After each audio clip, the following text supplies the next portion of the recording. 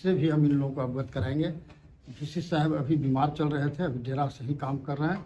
जैसे ही उनके पास हम जाएंगे और उनको अवगत कराने के बाद जो वो डिसीजन लेंगे, हम छात्रों तक उसको पहुंचाएंगे। 5 तारीख तक उनका कार्यकाल पूरा हो चुका है सर, उसके बाद फिर से उनको पद पर रहने के लिए 5 तारीख कार्यकाल पूरा हो गया है, लेकिन जब कमेटी गठित हो गई है तो जैसा कि है कि कमेटी की रिपोर्ट आने तक तो प्रतीक्षा करना ही होगा। किस चीज़ के लिए कमेटी गठित कमेटी गठित की गई है, इन्होंने जो आवेदन दिया है कि उन पर ये आरोप है, तो वो आरोप की जांच तो होनी चाहिए। तो उनके आवेदन से और कार्य अवधि के पूरा होने से क्या तात्पर्य है? कार्य अवधि पूरी हो गई, उसको हटाया जाए। उन्होंने भी तो आवेदन दिया है एक्सटेंशन के लिए। एक्सटेंशन के लिए उन्होंने भी आवेदन दिया है, और लोग भी दिए हैं कि इनका पूरा हो गया है, हम सीनियर वहाँ हैं। तो ये सारे बातों की जानकारी वीसी साहब को है और इसलिए उन्होंने कमेटी गठित की। कब तक रिपोर्ट आ जाएगा सर? रिपोर्ट तो अभी तक तो हमें ही है, कल परसों जाएंगे। फिर टाल मटोल बर्दाश्त नहीं किया जाएगा।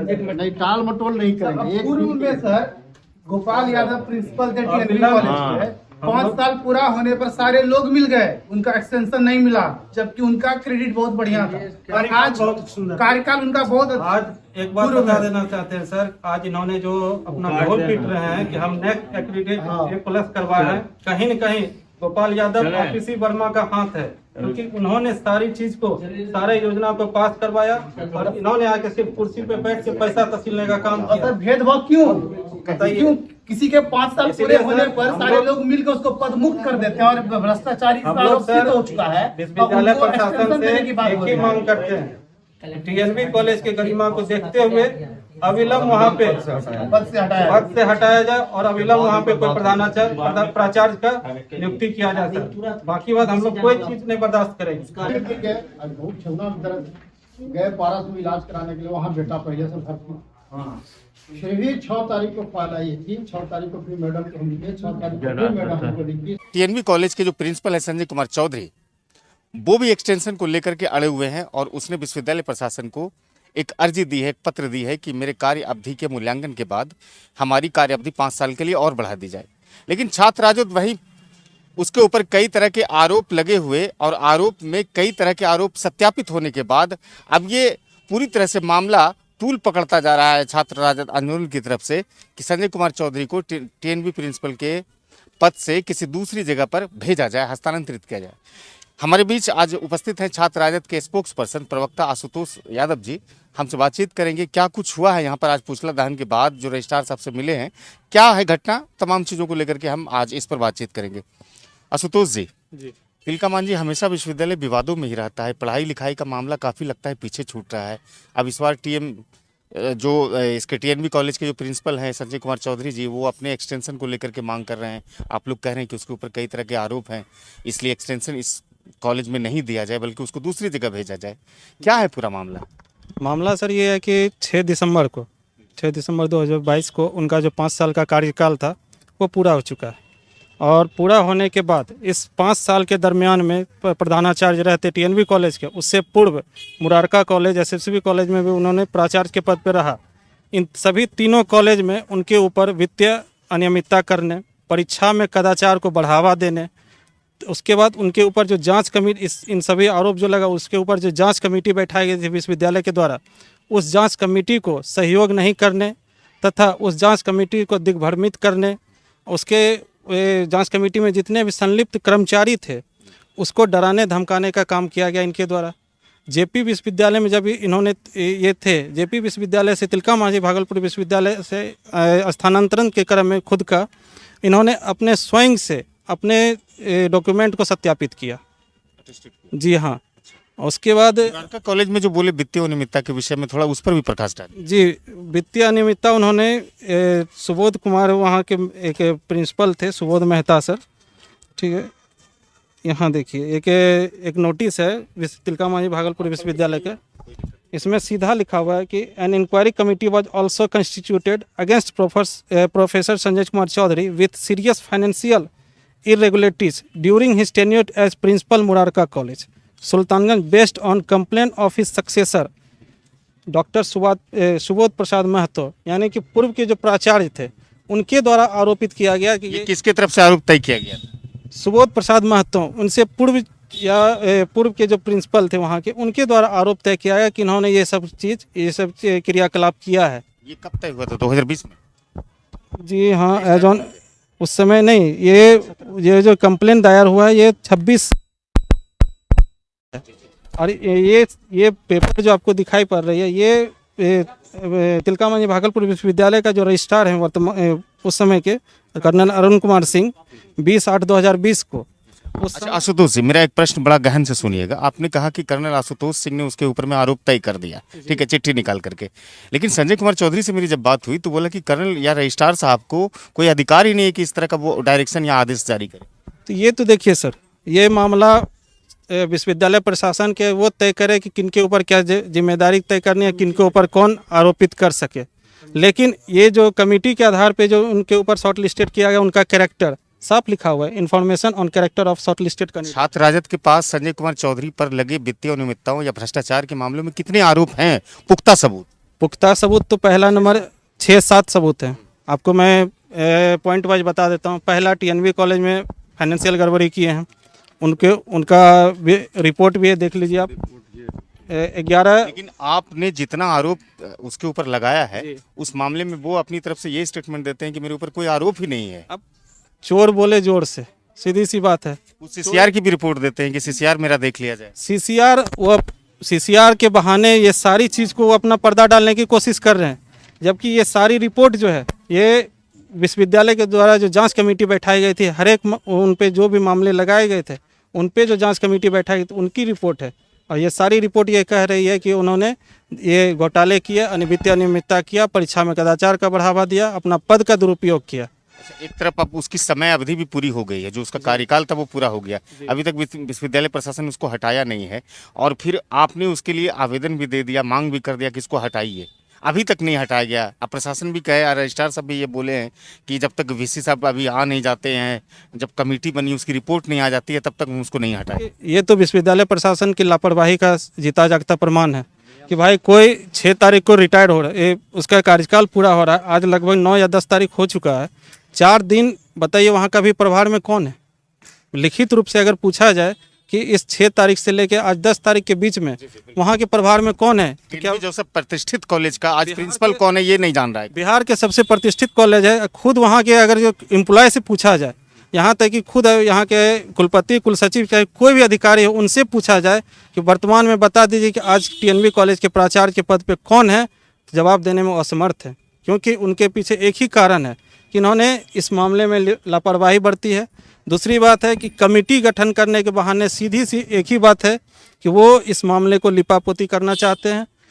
प्राचार्य द्वारा जो एक्सटेंशन बढ़ाने का जो आवेदन दिया गया विश्वविद्यालय को, उसमें भी साफ यही जाहिर होता है, उनका मंशा ये जाहिर है कि पुनः हम अपने प्राचार्य के पद पे आके इस सारे मामले को फिर से हम पर्दा डाल सके। अगर मान के चलिए कमेटी उसको एक्सटेंड कर देती है, तिलकामांझी विश्वविद्यालय प्रशासन उसको एक्सटेंड कर देती है, फिर छात्र राजद का क्या स्टैंड?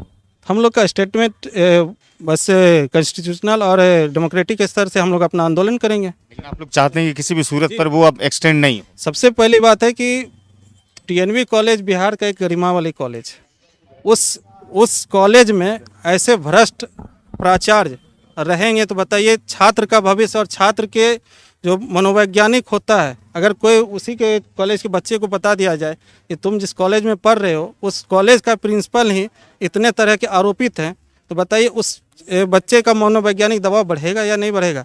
क्या उस बच्चे का भविष्य कहाँ तक जाएगा? क्यों नहीं उस बच्चे पर तथा उस कॉलेज पे एक टीका टिप्पणी किया जाएगा? बताइए। एक तरफ छात्र राजद जो है बच्चों के भविष्य के लिए मैदान में कूद पड़ा है कि हम अच्छी शिक्षा, अच्छा माहौल तैयार करें।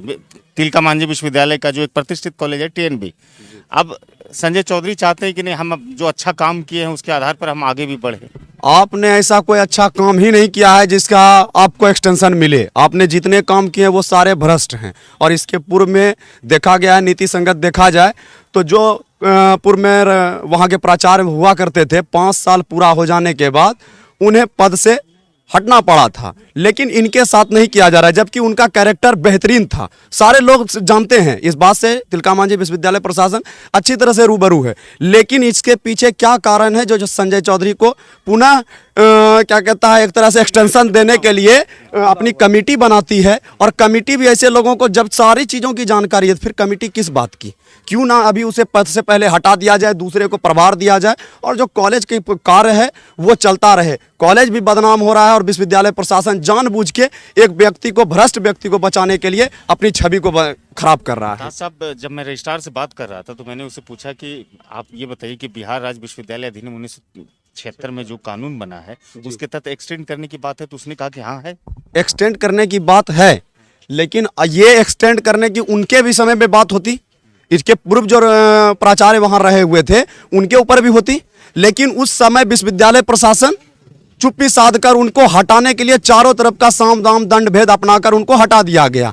और जबकि उनका कैरेक्टर अच्छा होने के बावजूद, किस आधार पर आपने 76 की बात की, तो वो ये भी कहता है कि जिसका कैरेक्टर बेहतरीन हो, अच्छा हो, तो आप उसको एक्सटेंड दे सकते हैं उनके कार्य के क्रियाकलाप के बाद। लेकिन इनका क्रियाकलाप तो ऐसा रहा है कि घिनौना है। जिनका पेपर छापता है, आपके सामने ये पेपर है, पूर्व प्रभारी कुलपति ने पर लगाया आरोप, जबरन रिपोर्ट लिखवाने का आरोप है। एक जी अखबार में छपा है। दूसरा ये अखबार में छपा है, भास्कर का ये न्यूज है, हटाए गए पदुकान झा ने कहा संजय चौधरी ने कोर्ट का डर दिखाकर जबरन लिखाया कि वित्तीय धांधली की रिपोर्ट गलत है। ये सोचिए, यह व्यक्ति गलत है। उन्होंने ये भी कहा कि चौधरी सही तो नहीं करूंगा सेवा का दावा।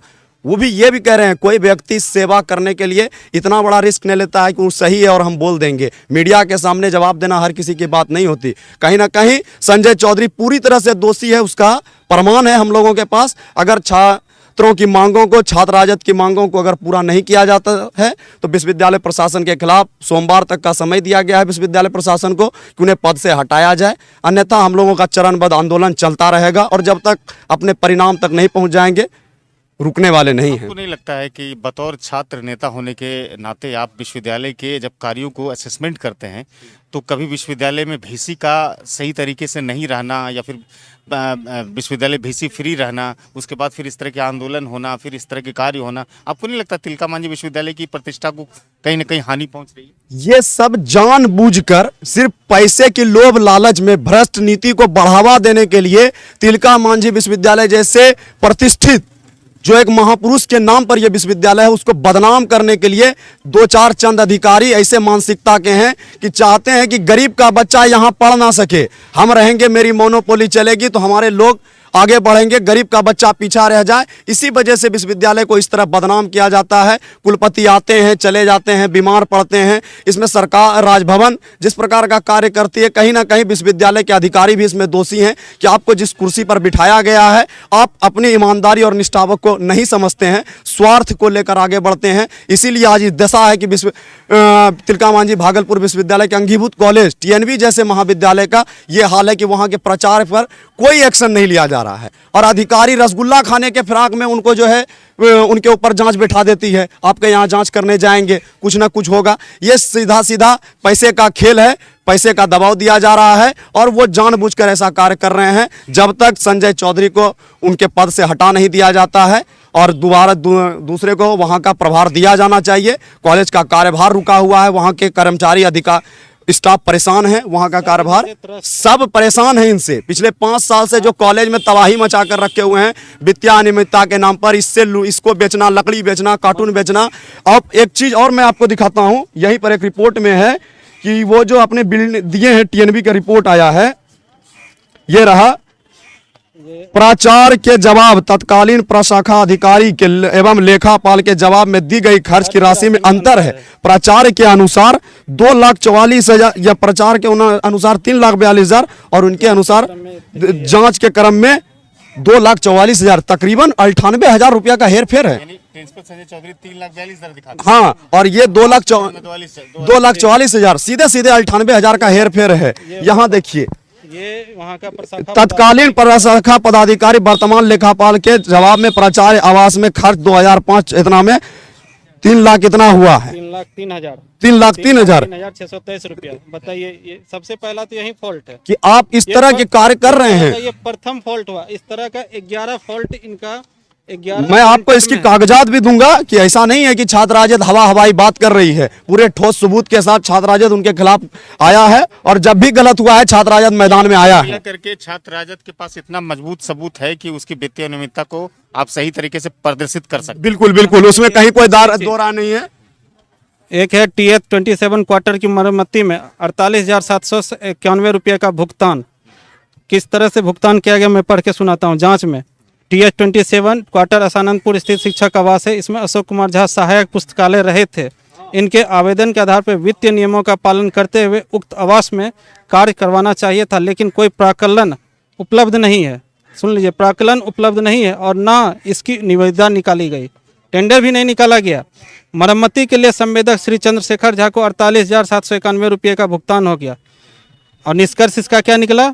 प्रधानाचार्य SK चौधरी ने वित्तीय नियम की अवहेलना कर संवेदक श्री चंद्रशेखर को भुगतान किया। बताइए, वित्तीय नियम का यहाँ अवहेलना। अब बताइए, 48,000 के चक्कर में पेमेंट के लिए अब उन्होंने कितना पेमेंट किया ये तो कोई जानकारी नहीं है।